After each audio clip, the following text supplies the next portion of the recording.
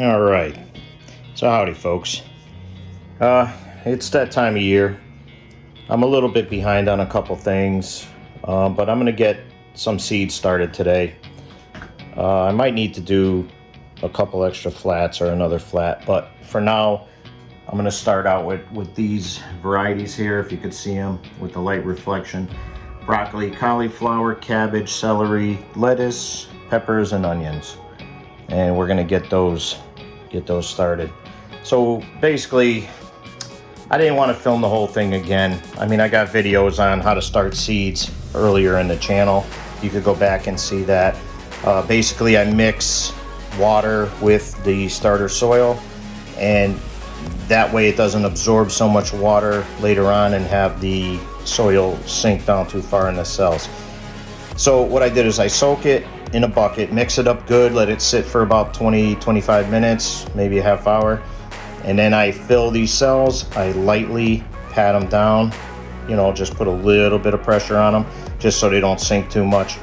And now I'm gonna do my individual seedlings and seeds, and then I'm gonna mark each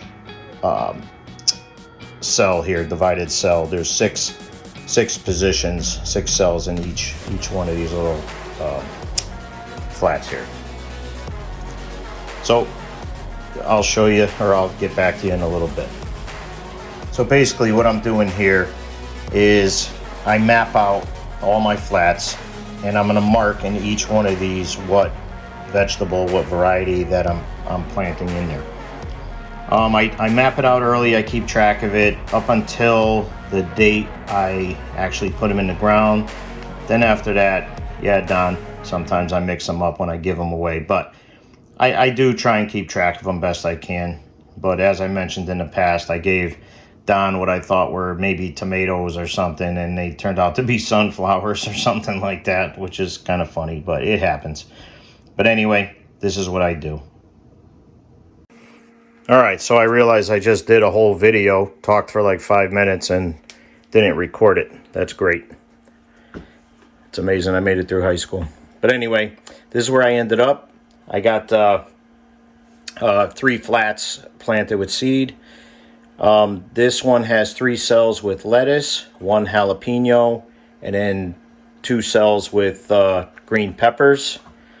You could see we got our new eggs from this morning incubating, and you could see the humidity growing inside there. This flat has broccoli, cabbage, cauliflower, celery, and then I did a whole tray of onions.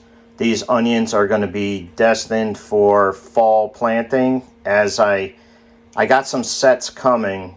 I'm going to plant those in 2 beds. As we start using those up, I'm going to backfill with these onions here, and we're going to grow them into the fall. So after I wet the soil and then put the seed in, I top watered with a spray bottle, and then I sprinkled, I sprayed with neem oil that I had residual from last season. That's a bug inhibitor.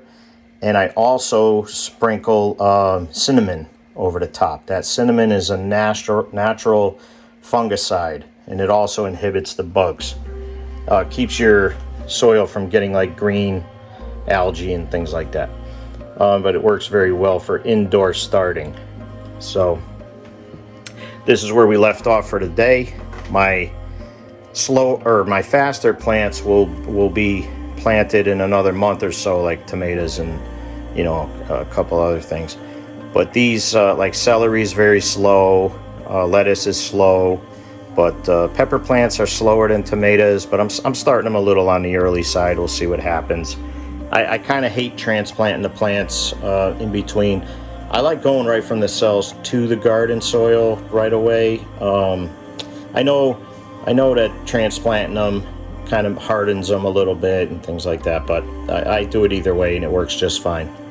So don't be afraid to go back to traditional ways, but modernize a little bit. Try something new. Don't be afraid to think outside the box and try something a little non-traditional. We move forward in life, we don't move backwards. So every year we try something a little new. Like I just happen to see this bottle here. Now I don't buy a lot of things to put on my plants, but this is a caterpillar killer, and I'm gonna try and utilize this on my cucumbers this year and zucchini, because we have a big problem with the vine borer, the boring beetle that goes inside your stem of your plants. So a friend of mine at work, he tried that last year, said it was pretty good. I'm gonna give it a shot. We'll try it. But otherwise, how I combat that is I overproduce. I grow more plants than I need, and it gives me the amount of produce I need, and then anything else goes back into compost or to the animals that we have here.